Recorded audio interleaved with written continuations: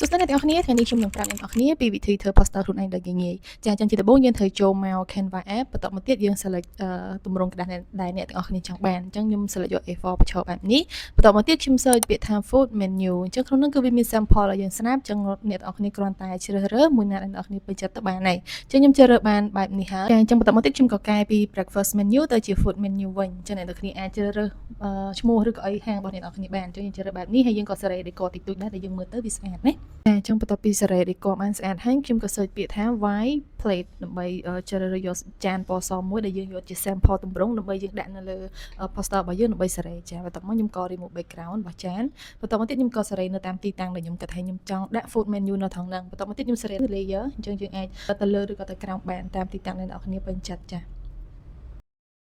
ចាអញ្ចឹងគឺខ្ញុំដាក់តែ3ទេកន្លែងទីតាំងដែលខ្ញុំគិតថាខ្ញុំចង់ដាក់ food menu ហ្នឹងគឺខ្ញុំដាក់3ទីតាំងណាអញ្ចឹងខ្ញុំសេរីបាន3ទីតាំងនេះបន្ទាប់មកខ្ញុំក៏សេរីឈ្មោះរបស់ម្ហូបអញ្ចឹងខ្ញុំសេរីមើលទៅថាត្រង់ណាវាសមរម្យនឹងទម្រង់ហើយក៏ដូចជាកន្លែងដែលយើងត្រូវដាក់ food menu របស់យើងចាបន្ទាប់ពីសេរីហើយយើងគិតថាត្រង់ណាសមរម្យគឺយើងសេរីដាក់ប៉ុណ្ណឹងបន្ទាប់មកទៀតយើងនឹងទៅដាក់តម្លៃរបស់វាអញ្ចឹងខ្ញុំ copy paste មកខ្ញុំអត់ត្រូវការចាំបាច់ទៅសេរីទេខ្ញុំ copy paste ចំនួននេះគឺជា sample ទេអញ្ចឹងអ្នកនរគ្នាបើសិនជាម្ហូបរបស់អ្នកនរគ្នាមានតម្លៃប៉ុណ្ណាគឺយើងអាចដាក់តាមជាក់ស្ដែងបានណា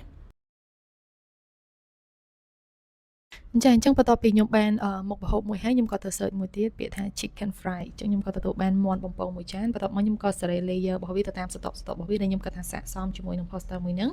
បន្ទាប់មកទៀតខ្ញុំទៅដាក់ burger មួយទៀតណាតើត្រង់នេះជាស្រ័យមែនតើខ្ញុំសរសេរពាក្យថា burger ខុសអញ្ចឹងជាមួយខ្ញុំនឹងកែចាអញ្ចឹងបន្ទាប់ពីយើងទៅសេចំណងជើងឈ្មោះម្ហូបហើយយើងក៏ចាប់ផ្ដើមទៅ search ពាក្យថា burger chicken ហើយខ្ញុំ search មកបន្ទាប់មកទៀតខ្ញុំក៏កែឈ្មោះដោយសារខ្ញុំទៅសេខុសអូខេអញ្ចឹងខ្ញុំទទួលបាន burger មួយចានហើយខ្ញុំក៏សេរីនៅទីតាំងដែលគិតថាស័ក្តិសមខ្ញុំក៏សេរីកន្លែងដាក់តម្លៃដូចគ្នាចាបន្ទាប់ពីយើងមើលទៅគិតថាវាសមជាមួយនឹង poster មួយហ្នឹងហើយ search បន្ថែមមាន logo Food Panda Grab ហើយនឹង logo Wow Now អញ្ចឹងត្រង់កន្លែង delivery ហ្នឹងបើសិនជាអ្នកនរគ្នាប្រើសេវាកម្ម delivery របស់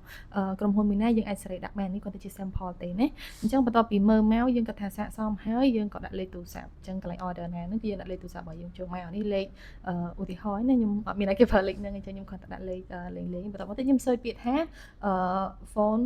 number icon បន្ទាប់ពីបាន phone number icon ហើយខ្ញុំក៏ដាក់បែបនេះបន្ទាប់មកទៀតកន្លែង order ណាដោយសារខ្ញុំអត់ចង់ដាក់វាជាអក្សរធម្មតាទេខ្ញុំក៏ search នៅកន្លែង element តែខ្ញុំក៏ដាក់អក្សរខ្មែរចូលហើយទៅសេថាកំងឥឡូវនេះចាអញ្ចឹងបន្ទាប់ពីបានអក្សរហើយខ្ញុំក៏សេរី font ណាដែលយើងគិតថាយើងស្រឡាញ់ហើយស្អាតគឺយើងដាក់ចូលបែបនេះមកចាអញ្ចឹងបន្ទាប់ពីបាន font ហើយខ្ញុំគិតថា poster នេះវានៅខ្វះរូបអីម្យ៉ាងអញ្ចឹងខ្ញុំក៏ដាក់ថា food icon ជាចុងក្រោយខ្ញុំក៏ដាក់រូបតាចុងភៅនៅក្នុងនេះចាអញ្ចឹងវីដេអូយើងមានតែប៉ុណ្្នឹងហើយយើងក៏ទទួលបាន food menu ឬក៏មិនមួយមុខម្ហូបដែលស្រស់ស្អាតដែលយើងធ្វើដោយខ្លួនឯងចាអញ្ចឹងសម្រាប់វីដេអូរបស់យើងគឺមានតែប៉ុណ្្នឹងទេអញ្ចឹងបើសិនជាវីដេអូបន្ទាប់អ្នកនរគ្នាចង់ឃើញខ្ញុំធ្វើ food menu ឬក៏ drink អីផ្សេងៗអាច comment នៅខាងក្រោមបានអរគុណ